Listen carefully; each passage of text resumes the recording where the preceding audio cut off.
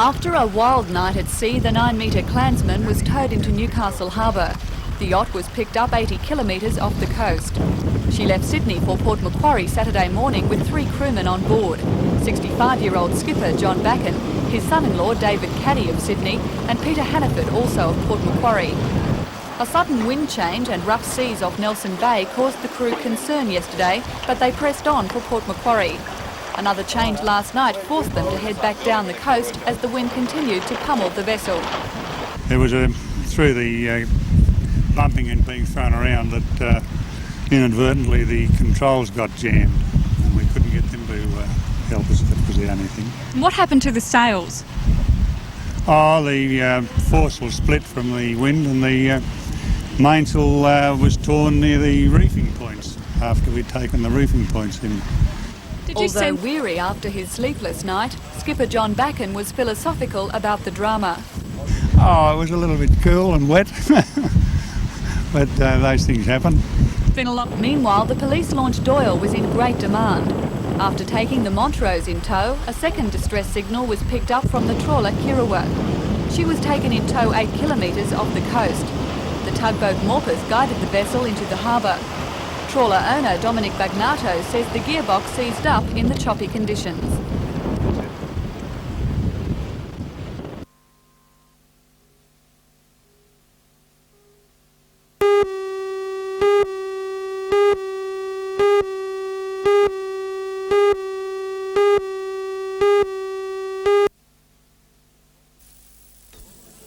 The body of 16-year-old Stacey Lee Kirk was discovered under a tarpaulin at Maitland Showground on Saturday the 18th of February 1984. She had been strangled. Despite a reward of $50,000, police have as yet been unable to charge anyone with her murder. Today's evidence in Maitland Court centred on the distinctive clothing Stacey had been wearing and her movements on the Friday night.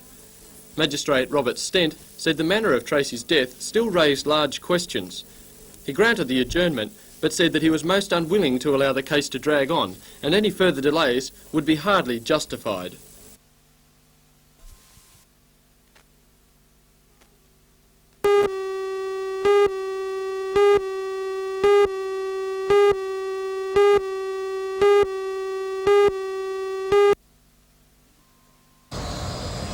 Builders began construction work on the Rankin Park Hospital in November. Already the enormous structure is starting to take shape. Concrete slabs and other groundwork such as in-ground drainage has been done and a huge tower crane assembled. In level 3 the formwork has been done for the concrete slab to be poured.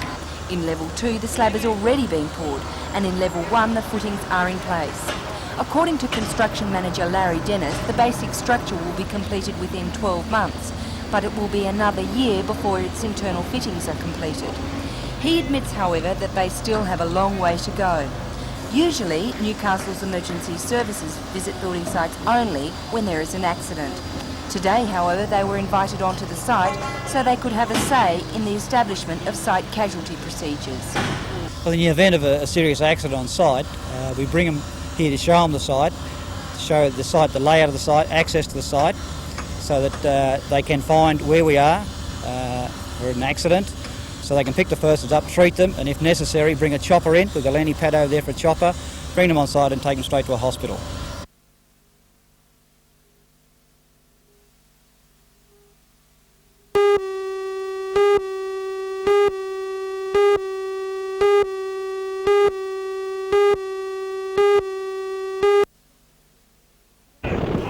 Today's friendly but serious competition between the 20 police dogs and their trainers was designed to show the dogs' highest performance levels.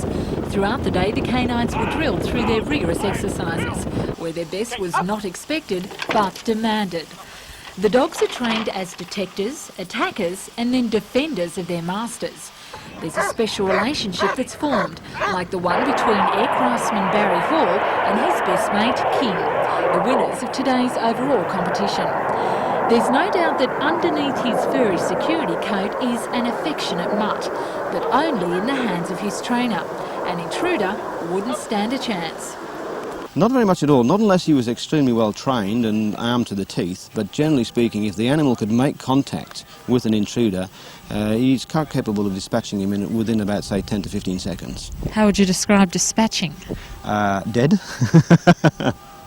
Now, the animals are trained to go for the attack arm, but obviously experience has proven that while they may start on the attack arm, or the arm that's offered to them if you were attempting to stab them or shoot them, they don't stay there for very long, and experience has shown that they've moved very quickly to the face area. And obviously, I don't have to explain, they are a canine, and nature designed them to pull down caribou, and a human in relation to a caribou is very small and very light, so it doesn't take them very long. Great. That's all we need?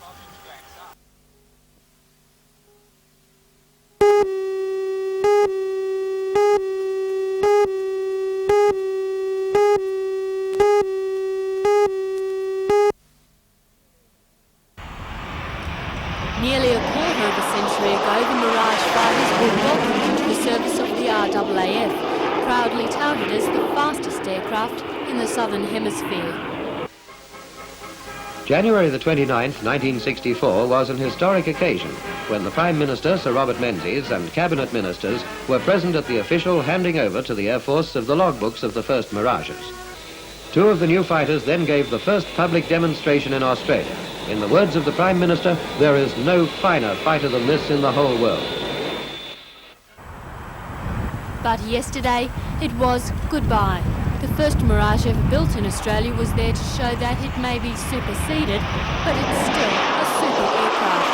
In all, 116 Mirages were built, with 43 making headlines after crashing or becoming lost. This number ended the Mirage's career on a controversial note. By July the 1st, all Mirages will be phased out to make room for the FA-18 Hornets. Visitors to the base were also able to see the RAF's favourite security system in action. 20 police dogs and their trainers went through their paces. Yesterday's exhibition was to choose the best of this elite squad of canines. And the honour went to King, with a little help from his best mate, aircraftsman Barry Hall.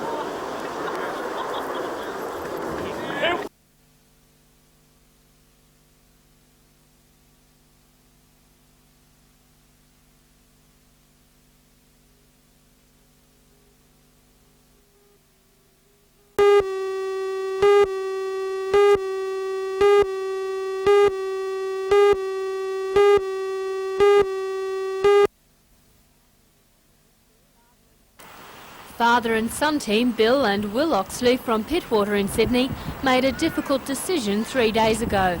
320 kilometres off the coast of Newcastle, they decided to pull out of the gruelling race. After continual trouble with their starboard lower crossbow, they put safety and sense before determination and adventure. The Oxleys had repaired the crossbow in earlier stages of the race, but heavy conditions over the last few days made continuation dangerous. The weather itself was from the southwest to northwest at between 35 to 40 knots with very rough seas, which is not something that we weren't expecting, but with the rig the way it wasn't so good. And one boat at least broke a forestay, another boat lost its mast ahead of us, and there were various boats that were hove to or under very reefed sails, and so the weather wasn't going to improve in the foreseeable future. So with that in mind, we came into Newcastle. The rules of the race are that if you receive assistance of any kind or engage the gears of your motor, you're disqualified from the field. For the Oxleys, it was all a learning experience for the next Melbourne to Osaka. Meanwhile, local yachtsman Albie Bergen was holding down third place in the race at last report, but he may now be stuck in the doldrums, having chosen to navigate the less popular inside route along the coast.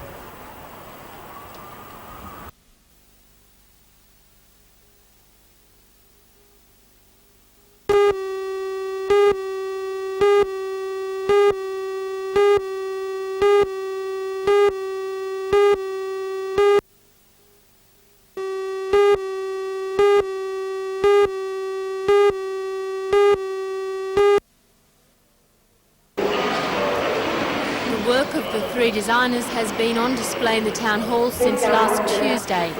The designers are suitors Bastide Cornuclode, Noel Bell Ridley Smith and Coxon Corkill. Last night, each designer explained his ideas for the mall. The designs themselves will go through many changes once the designer is chosen. The council traffic engineer also explained preliminary plans for traffic management. And at each stage of the evening, questions were taken from the floor. The Heritage Mall is a bicentenary project designed to highlight the historic nature of the city. It's also envisaged to bring shoppers back to the Maitland Central Business District. The mall is due for completion mid-next year. Maitland's Chief Town Planner David Evans says last night's meeting is just the first stage of public involvement in the project. It's probably the first step in a major public involvement program on the part of this council. We want the mall to be the people's mall, so to speak, and we're very keen to have their views submitted to council.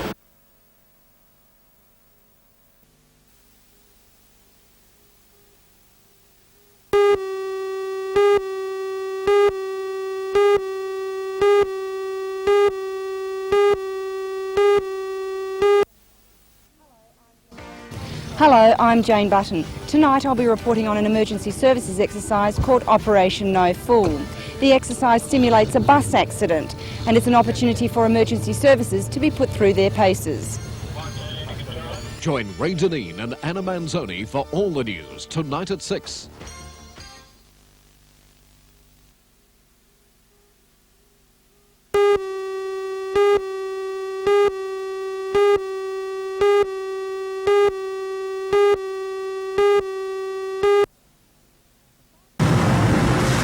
Brigades' financial problems began 2 years ago when the government told the Board of Fire Commissioners to cut its budget estimates back by $30 million. A $12 million deficit resulted last year. This year the board expects a budget blowout of $11 million. In trying to rein in the spending, the board is considering ways of trimming the fat. Wages gobble up the most money, 85% of all funding, but the government has indicated staff cuts should not take place. The alternative is to seek funding elsewhere. The Board of Fire Commissioners receives 75% of its funding from insurance companies, 12.5% from local government and the same from the state government. If the state government is not forthcoming, insurance companies and local governments may have to bear the burden. Today, the board claimed that their contributions have not kept pace with the Consumer Price Index. Meanwhile, the question remains, should the board have been subject to funding cuts in the first place? The Fire Brigade Employees Union makes its understanding of the problem clear. In its March journal, it accuses the government of introducing radical cost-cutting measures like this one in order to fund pet projects such as the Darling Harbour scheme.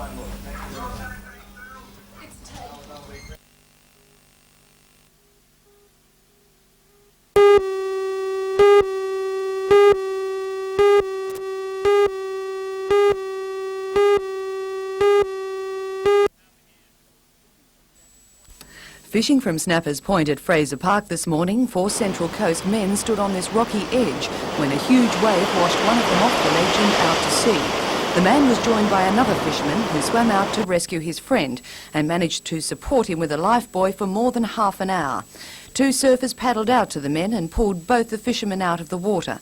Paramedics were flown to the scene by the rescue helicopter, but all attempts to revive the first man failed. He died of head injuries. His friend is still suffering from shock and exhaustion.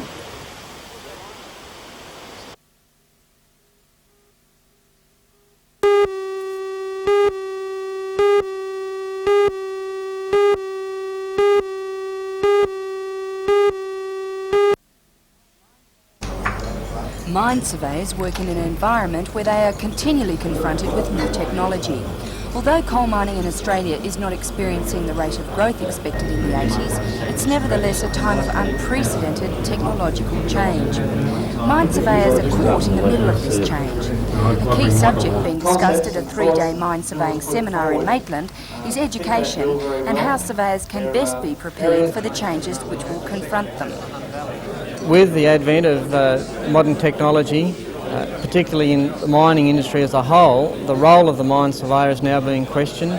He's being asked to carry out different tasks to traditional tasks, and therefore one of the issues we're looking at is education, is to upgrade the education of the mine surveyor and allow him to better compete within the industry.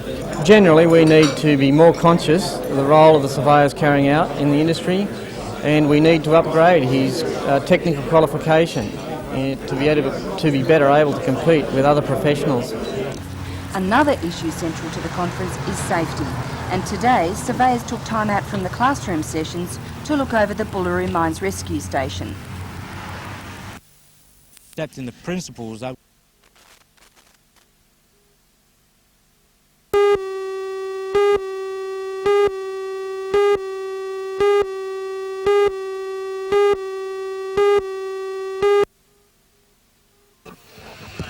Newcastle did not rate particularly highly in the state government's list of clubs and pubs which bought and sold the most liquor. The list is worked out from the licence fees paid to the state government based on turnover and indicates volume of sales.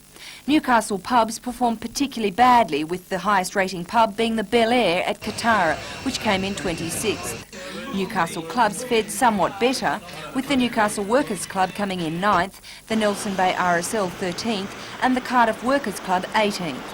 However, according to Bob Ferris, the Northern Vice President of the Registered Clubs Association, Newcastle will never pip top clubs such as the Twin Towns at Tweed Heads from their post because Newcastle lacks tourist support. He was quick to point out, however, that liquor sales did not indicate a club's profitability.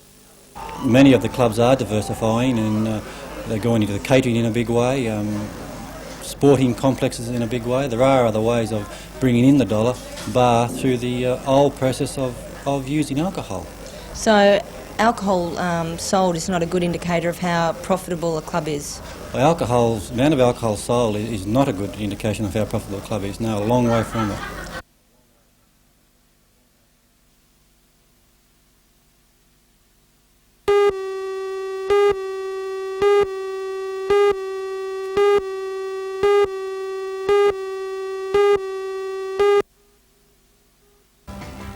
Hello everyone, I'm Mark Warren.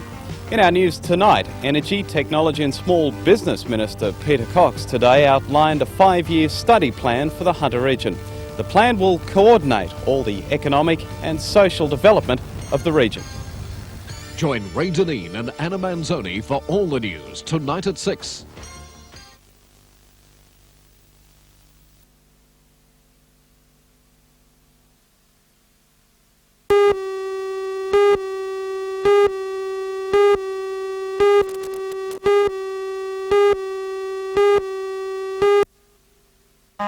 The two-day Musclebook Show has a solid reputation for quality exhibits, especially breeding bulls and horses. But this year there was more variety than ever. As well as the more conventional Murray bulls, there was this little fellow, a 6-month-old British white. Chumley Bastion is the first such bull to be shown in New South Wales. The breed has an unexplained resistance to cancer eye, and it's easy to pick with its white coat and black ears. Other displays included a fascinating look at antique farm machinery, such as this wood-fired water pump, all in full working order. Goats have increased in popularity, and the strong showing was evidence of the recent fortunes found particularly in Angora goat breeding.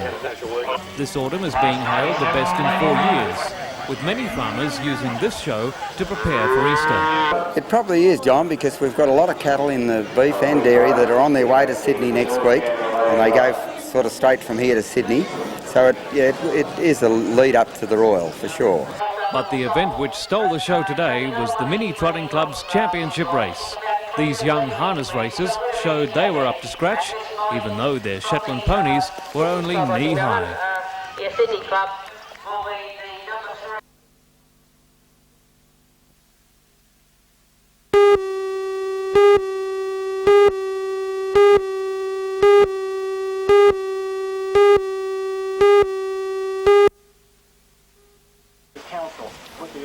One would be forgiven for thinking Morpeth had returned to the 19th century. Period costume was the order of the day, as the Campbell store was officially reopened and renamed the Campbell Store Craft Centre. The building has undergone an extensive facelift, now making it the hub of an antique and crafts village which is springing to life in the riverside town. Federal National Party candidate John Turner performed the opening ceremony and placed a time capsule under the floor of the building. The history of the picturesque township, once a bustling river port, was documented by a photographic exhibition. The progress of the William IV project was also depicted. The upper level of the Campbell store is still under restoration. Work is continuing with a completion date set for early next year. Another of the Hunters' historic landmarks, Tomago House, was opened to the public today. Donated to the National Trust by Tomago Aluminium late last year, the house is to be restored to its former glory. Today was one of few chances the public and Trust members had to view the house before restoration begins. For many, it was also an opportunity to enjoy a picnic in the spacious grounds and to take a ride on the style of transport the original residents, the Windeyer family, would have enjoyed. The house was opened by the National Trust as part of Heritage Week. Administrator Claire Archer pronounced the day an outstanding success. Yes, it's wonderful. I'm really pleased. Apparently the show up last night at Annenbar House was absolutely wonderful and everybody had a really good time. And today, as you can see, that the place is buzzing and everybody seems to be enjoying themselves. It's been good.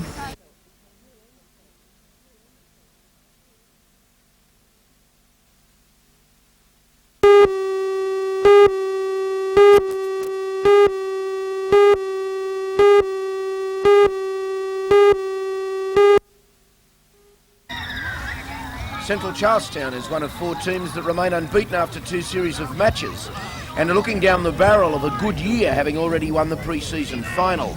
Coach John Anderson has a team that is fast and loves to throw the ball about and is no doubt keen on lifting his defence to the level of the attack.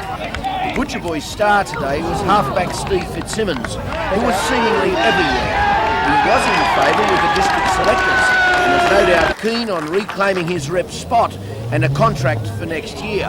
Macquarie United gave promise of a successful season, but have yet to register a win. Today, veteran Zach Alexander made a reappearance as coach Ollie Prattle searched for some experience in his forwards.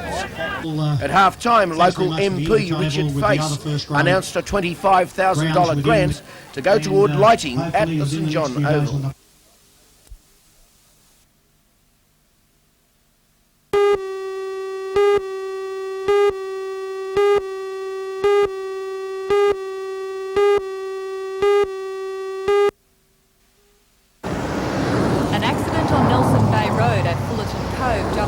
Newcastle claimed the life of a man yesterday. Police say 33-year-old Nigel Carroll of Gorican was a passenger in this Falcon which blew a front tyre.